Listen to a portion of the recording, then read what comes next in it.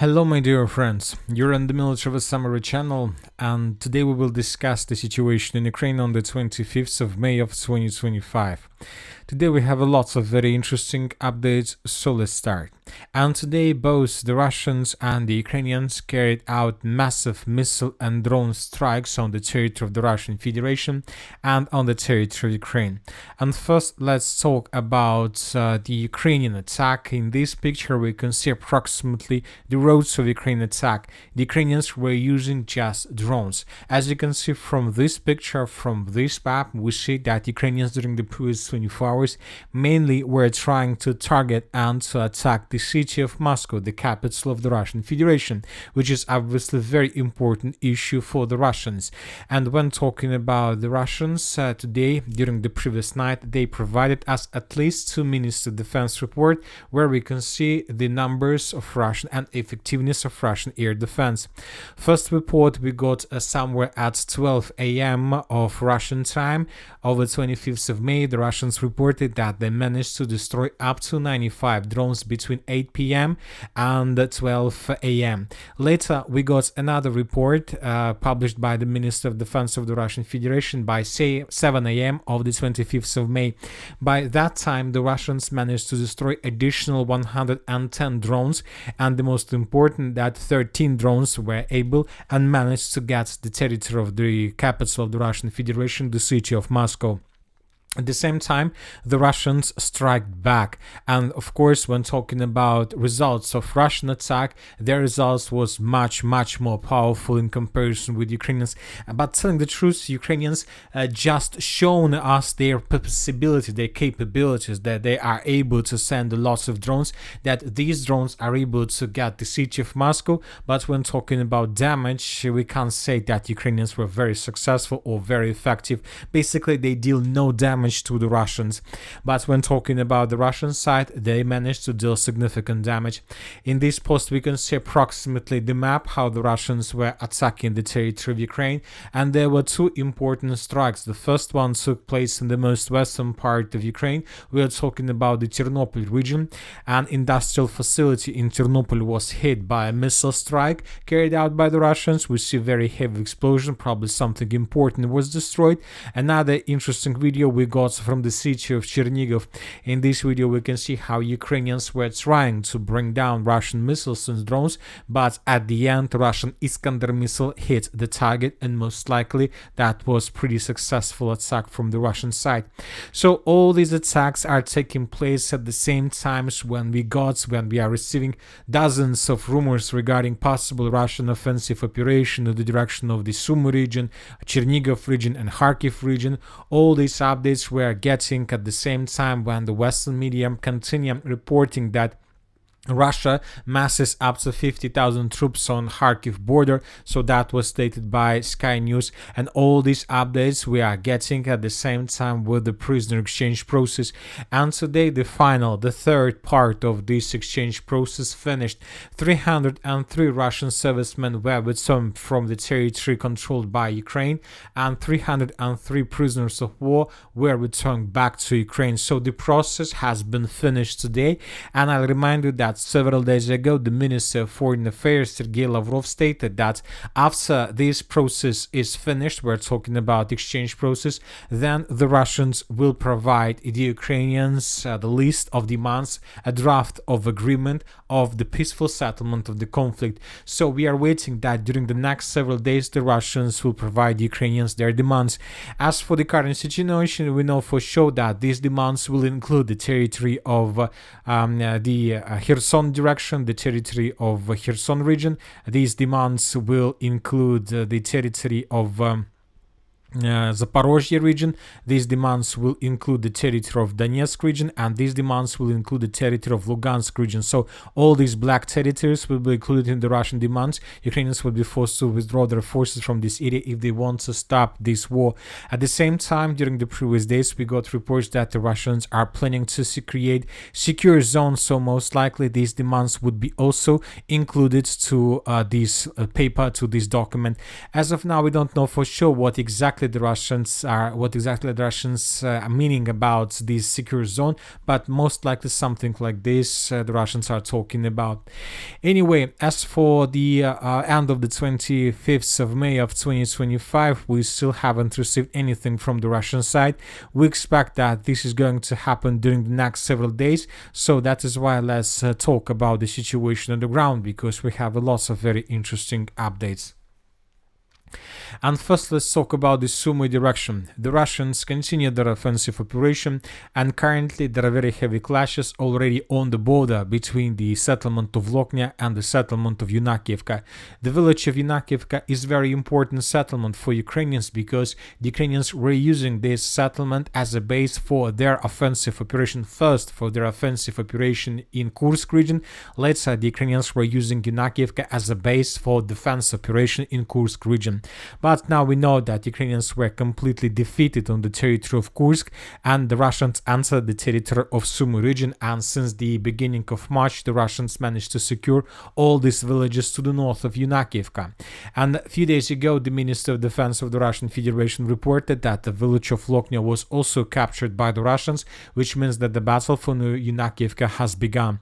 Today we got several interesting articles published by the Western media and by pro-Ukrainian sources. They are saying that the situation very difficult, but the most important, for the first time since the beginning of Russian operation on the territory of Sumy region, the Ukrainians adjusted their maps, and the Ukrainians shown that indeed the Russians are already on the territory of Ukraine from the northeastern part of Ukraine.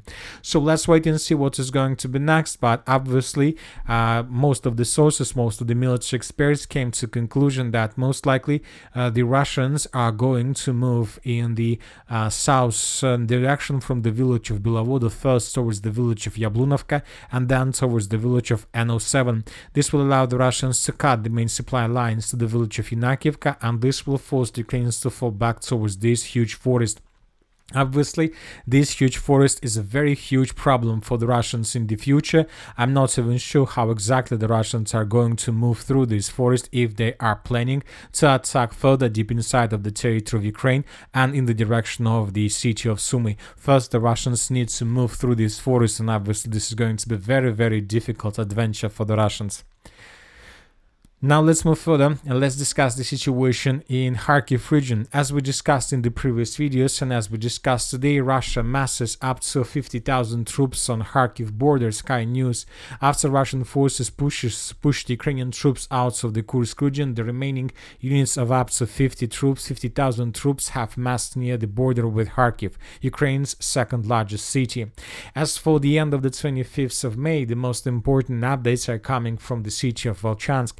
And analyzing everything that we got during the previous days, that we got today from this area, we came to the conclusion that most likely the northern part of the city of Volchansk was already secured by the Russians. Currently we believe there are no more Ukrainians in this area. Maybe there are several pockets of resistance or some places where the Ukrainians still have possibilities to bring some sabotage and reconnaissance group for further operations, but obviously Ukrainians lost control over the northern part. And now the Russians continue preparing the southern part before the beginning of full-scale offensive. From this area we got several videos during the previous 24 hours. This is one of the most important one. In this video we can see how a Ukrainian soldier was moving from the northern part of the city of Volchansk in the southern part, and this bridge was attacked by the Russians. A Ha-38 missile, and the bridge, as you can see, was completely destroyed. So the Russians continue destroying Ukrainian logistics, and they continue cassing their positions in this huge forest along the border from supply and support. Obviously, before moving further in the southern direction, first the Russians will try to take under complete control over every single settlement and every single forest along the border. We are talking about the territory between the river of Volcha and Russian territory, so we are talking about this area. This is the first target for the Russians, and only then they would move further in the southern direction. Now let's talk about the Kupiansk area. We have lots of very interesting updates, but most of them are coming from the southern Kupiansk direction, from the Lyman. According to information we have, currently there are very heavy clashes. There are still very heavy clashes for the settlement of Redkadub, and the Russians are trying to get for as close as possible to the sea, to the village of Novomir. From both directions we got videos how the Russians were attacking. This is, for example, very interesting video. In this video, we can see how Ukrainians were retreating from the southern parts, from the southern front lines, in the direction of Barova or the mainland. But the Russians managed to ambush Ukrainian vehicles and to destroy them. So this vehicle was moving basically from this stronghold in the western direction, and the Russians destroyed this vehicle here, which means that Ukrainians are no longer have any possibilities to control the situation below this red line. So everything to the east and to the south of this red line is already under complete Russian FPV drone control, which is something like a main factor before the beginning or any success of any offensive operation.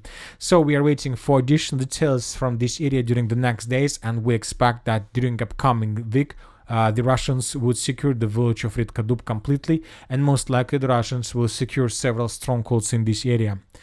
As for the southern Lyman direction, we continue receiving videos and updates from the village of Zarechne. As we discussed in the previous video, there is a real conflict about the status of the village of Tarskoye. You know that the Minister of Defense of the Russian Federation several days ago reported that the Russians managed to secure the village of Tarskoye completely.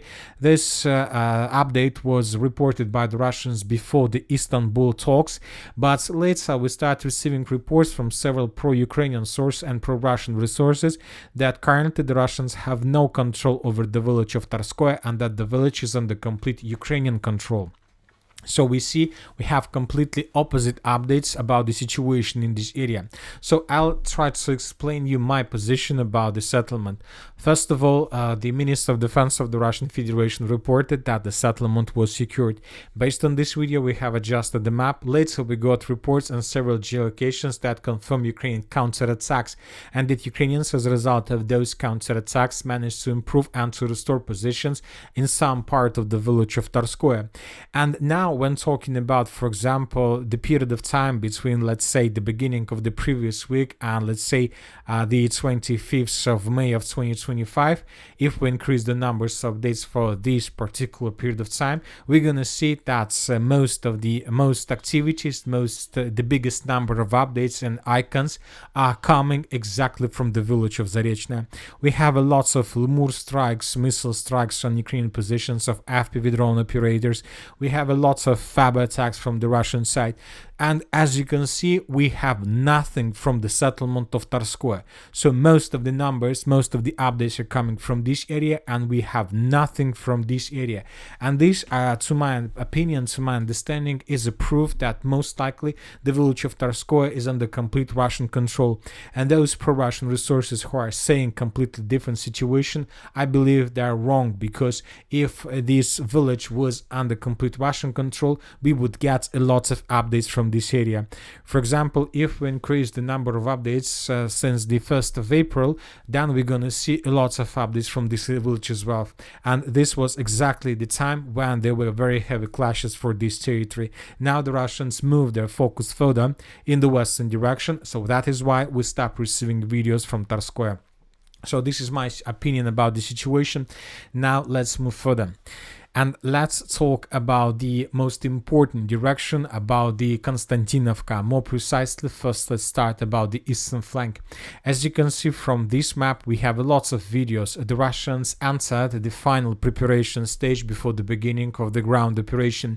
During the previous 24 hours, as you can see, we got a lot of videos, a lot of geolocations, how the Russians were attacking and destroying Ukrainian vehicle rotations, equipment, FPV drone operator base. The Russians broke several rotation processes. The Russians destroyed several mortar positions, artillery positions. So this is the pre-final stage before the beginning of the ground operation. The Russians are trying to be 100% sure that they establish complete FPV drone and air superiority in this area. As soon as the Russians establish this superiority, they will begin a ground operation. We expect that this operation is going to start very soon, and the thing is that the Russians are about to finish the battle battle for the southern Kleban-Byk pocket. So that is why both or several offensives should be started at the same time. We're talking about offensives in the direction of Konstantinovka. The Russians need to attack the settlement of Konstantinovka from the city of Chasiv Yar at the same time with Russian offensive in the direction of Alexandra Shultina, and at the same time from in the direction of Novospaska, Sherbinovka, and at the same time from the villages of Ramanivka and Zarya in the northern direction. As for the settlement of Zarya, as we discussed in the previous video, we have very important changes on the ground, so let's discuss them in details. And first, let's talk about the report of the Minister of Defense of the Russian Federation. This morning, after the Ukrainian sources published videos about the situation in this area, the Minister of Defense of the Russian Federation also confirmed Russian control over this territory. The Russians, according to information we have, more precisely the units of the Group of Forces South, managed to establish complete control over the settlement by the name of Ramanivka. Based on this report and based on this video that was published by Ukrainian sources from the 44th Mechanized Brigade, we adjusted the map. In this very long video, 2.30 seconds video, we can see lots of episodes how Ukrainians were attacking Russian positions in the area of the settlement of Zarya and Ramanivka. As you can see, there are lots of episodes and several of them were geolocated. 2 FPV drone attacks carried out by the 44th Brigade were geolocated on the area of the village of Ramanivka. This is the first place, this is the second one. Based on these episodes and based on the report of the Minister of Defense, we have adjusted the map in Ramanivka. So this village from now on is under complete Russian control, and we have no doubts that this is the current situation. Furthermore, several episodes were geolocated from the village of Zarya. One of them was geolocated in the most central part of the settlement, and the second episode was geolocated in the most southern part of the village. Based on this video, we have adjusted this part of the settlement as well. Furthermore, we have adjusted 3 lines that are moving in the direction of this village. So now we see that Ukrainians were caught in cauldron, and we have proofs for this. If we calculate the distance between between geolocated Russian positions in the village of Zarya and Russian positions in the village of Ramanivka, the distance is already less than 3 kilometers, which is nothing, obviously. So this is very important thing. As you can see, now Ukrainians have to make this very important decision whether to stay in these pockets and to probably hold these positions with the price of their own lives, or to fall back if they still have these possibilities to fall back. Most likely the Ukrainians would try during the next 24 hours to carry out several simple counterattacks with the purpose to maintain this corridor for evacuation, but we don't expect that these counterattacks can be successful. The Russians control the situation. We have lots of icons. The Russians establish complete FPV drone control over this territory. Drones are flying, destroy everything they see in a minute, in a moment. We have FABs. So we expect that this upcoming night is the final night for the Ukrainians, for the chances for Ukrainians in the southern pocket. Either they would fall back from this area during the next 12 hours, otherwise they will stay there forever.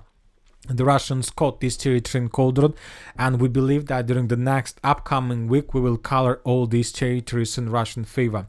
And this will allow the Russians to maintain the lines, and the most important, the Russians will improve their logistic.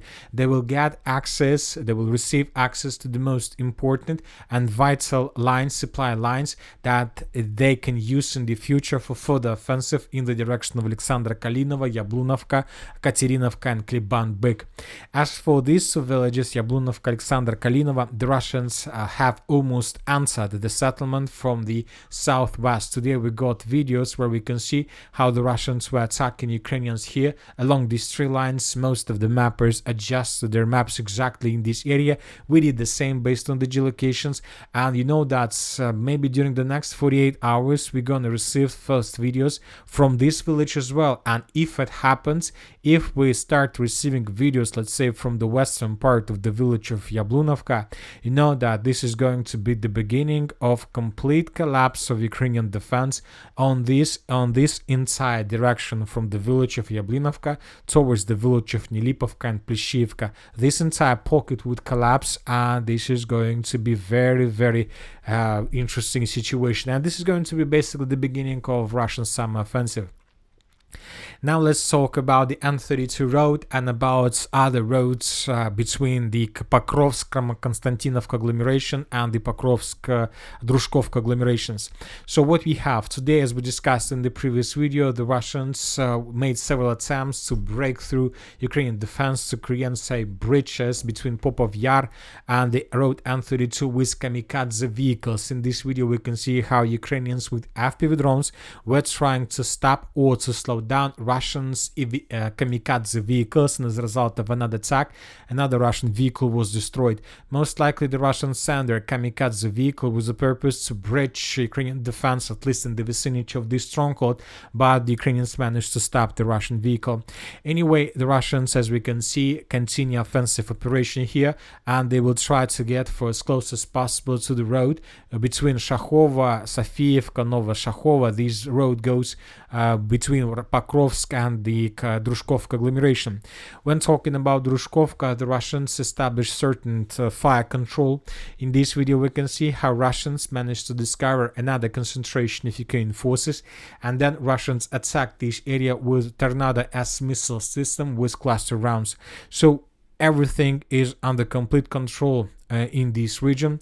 And you know that today we got several reports, and probably the most interesting report was published by the intelligence service of the United States of America. They reported that the Russians are going to continue their special military operation, the war, for a very long period of time, because US intelligence believes that Putin is still determined to win the war against Ukraine completely. The Russian president views the war in Ukraine as an existential struggle against the West, which is, in his opinion, will determine Russia's place in the world, the analysis says.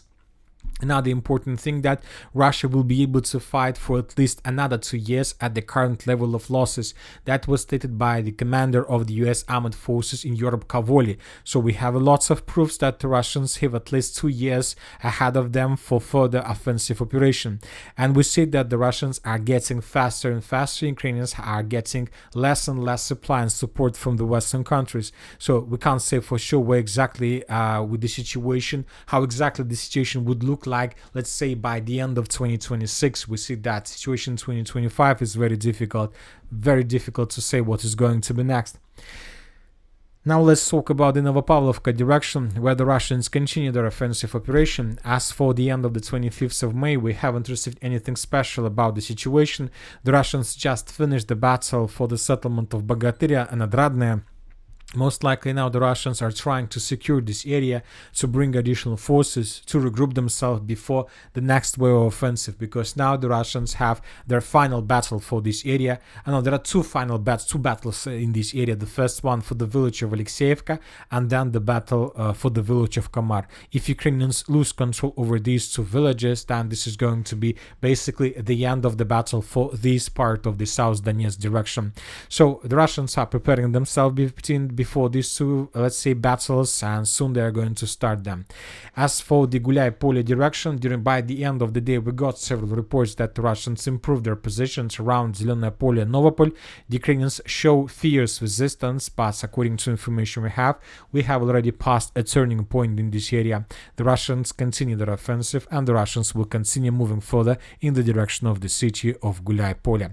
Very interesting video today was published by the Ukrainian sources, this one. And in this video we can see how Ukrainians managed to discover the movement of Russian train. This is the train with the fuel probably, and this train was moving from the mainland of Russia towards Crimea, and Ukrainians managed to ambush this train and to attack this train with FPV drones. And as you can see, several parts of the train were set on fire. This is very important because the Russians used to use just the road through Crimean Bridge. And I reminded that several weeks or months ago, the Russians managed to finish the reconstruction and building additional railways between Crimea along the Azov Sea towards Rostov-on-Don. And now we can see the Russians began using these supply lines massively. And this is another big problem for the Ukrainians, because now the Russians have no problems. The only problem we see Russians have no protection nests along these, let's say, railways, but most likely after this case, the Russians will improve their defense in this region as well. And that's it for today. Military Summary channel reminds we condemn any violence in the world. Thank you for your watching. Subscribe to my channel, put your likes, join my Patreon, and have a good day. Bye-bye.